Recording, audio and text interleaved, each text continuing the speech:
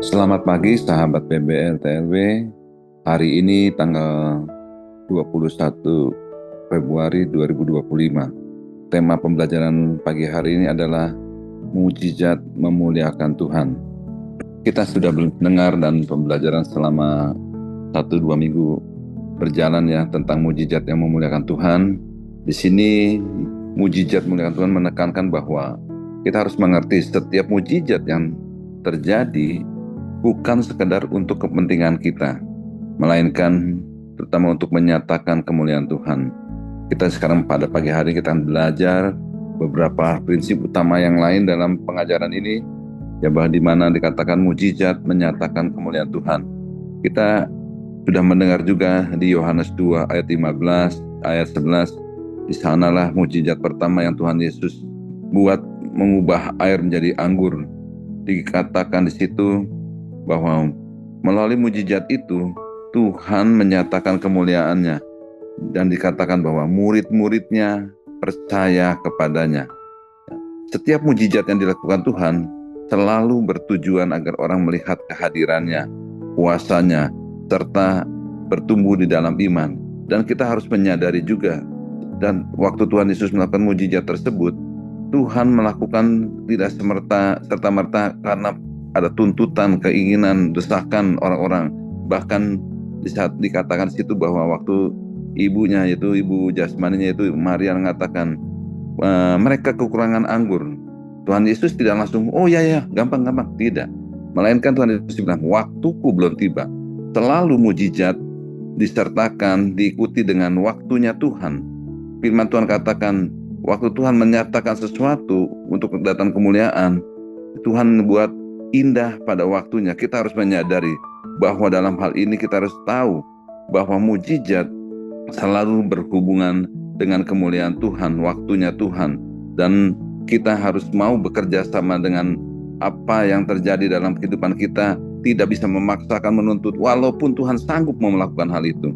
Dan yang berikutnya bahwa mujizat bukan, sekali lagi, bukan sekedar pemenuhan kebutuhan, tetapi merupakan satu kesaksian yang hidup. Ketika Yesus menyembuhkan orang lumpuh, yang kita bisa lihat di Markus 2 ayat 1-12, tujuannya bukan hanya untuk kesembuhan fisik, tetapi menunjukkan bahwa Yesus memiliki kuasa untuk yang lebih jauh, itu mengampuni dosa. Karena kita tahu juga bahwa dosa adalah akar dari segala permasalahan kehidupan yang manusia jalani hidup. Dan orang mengalami lumpuh hanya dari buah dari dosa, ya.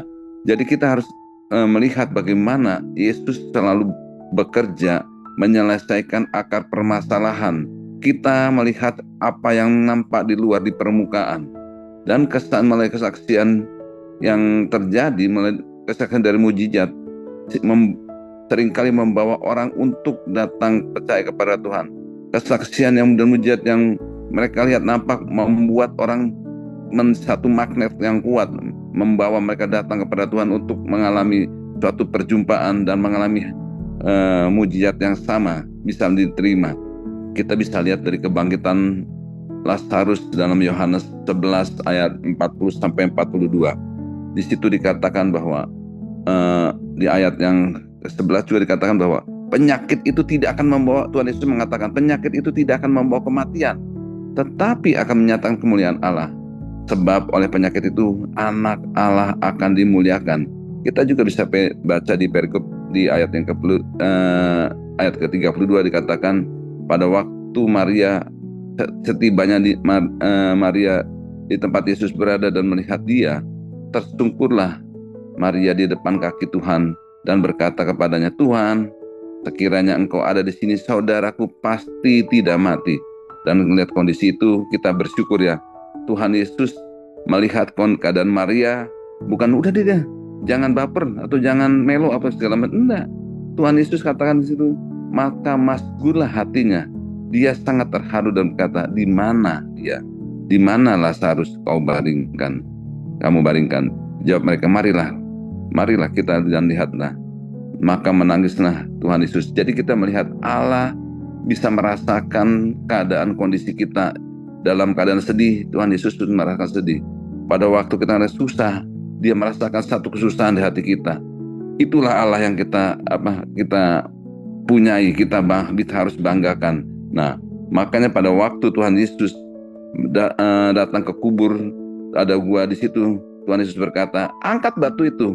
Namun Marta saudaranya Lazarus juga berkata, Tuhan, dia sudah berbau, sebab dia sudah 4 hari ia mati. Jawab Tuhan Yesus, bukankah sudah kukatakan kepadamu, jika engkau percaya, engkau akan melihat kemuliaan Allah.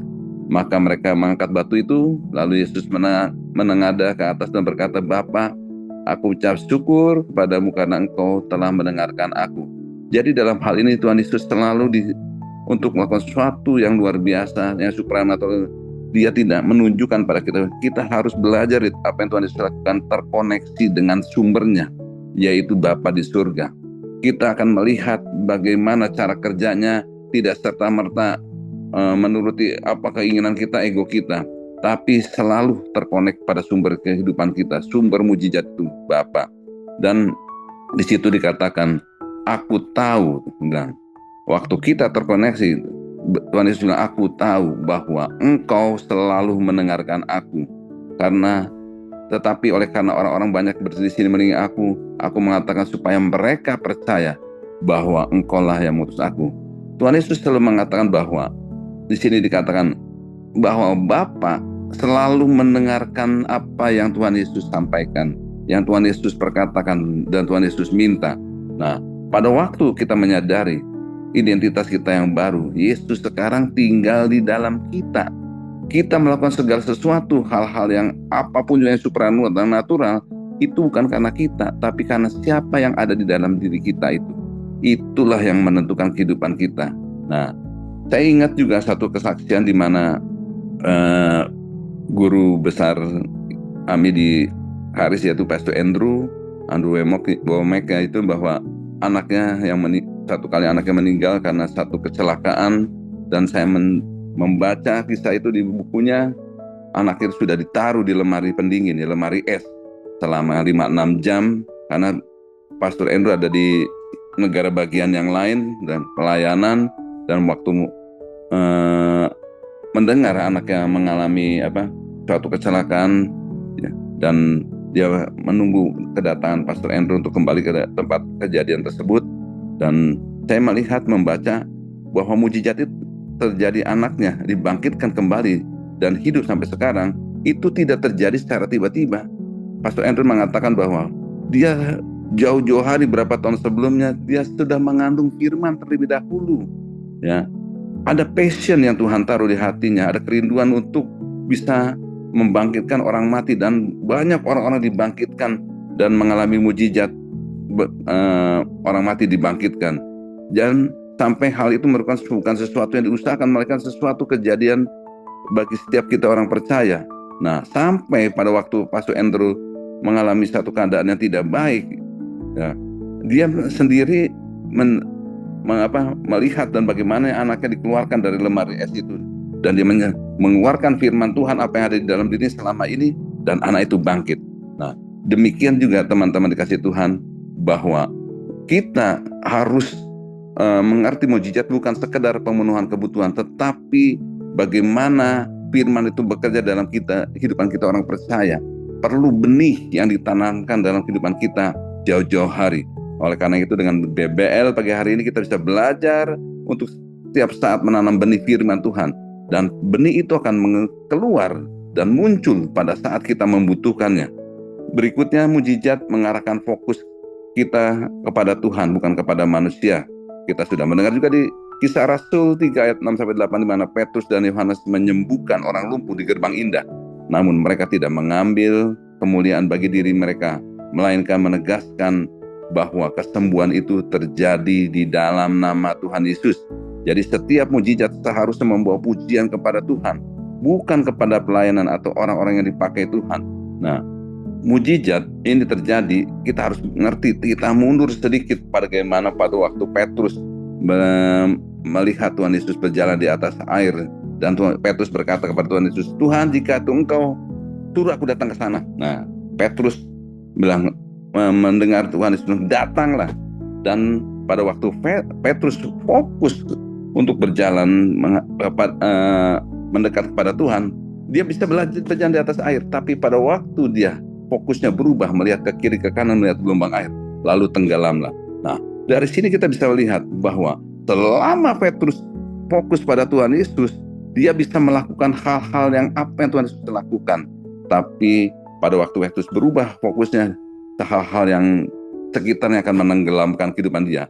Nah, begitu dia belajar, pada waktu dia menerima curahan Roh Kudus, dia tidak lagi melakukan hal yang sama. Dia fokuskan bagaimana dia hidup berjalan bersama Tuhan. Bahwa dia bilang, segala pujian kemuliaan hanya bagi Tuhan. Dia bilang, emas dan perak aku tidak punya, tapi di dalam nama Tuhan Yesus bangkit dan berjalanlah. Nah, jadi kita sebagai orang percaya pun fokus kita harus ditarik, dibawa kepada Tuhan, sebagaimana tadi Tuhan Yesus memberikan contoh bagi kita, sehingga pada waktu mujizat itu terjadi dalam kehidupan yang nyata, kehidupan kita selalu akan membawa pujian kepada Tuhan. Nah, mujizat juga sejalan dengan kedaulatan Tuhan. Tuhan melakukan mujizat sesuai dengan kehendaknya, bukan berdasarkan desakan atau permintaan manusia.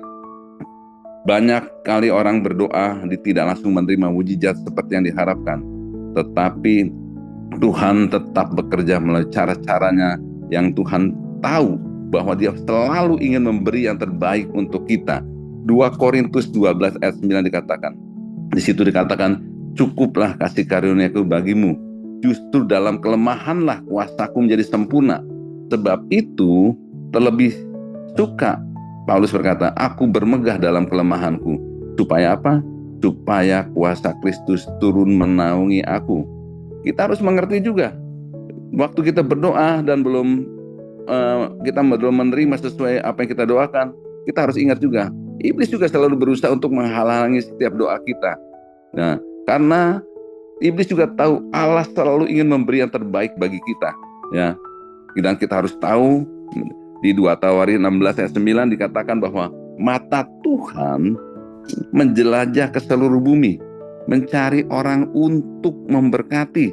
Nah, mata Tuhan, bayangkan mata Tuhan menjelajah, mencari, nama kita sebutkan, mencari Iwan untuk untuk mencari Subi, mencari Iwan untuk memberkati. Nah, Bapak Ibu bisa sebutkan nama masing-masing ya.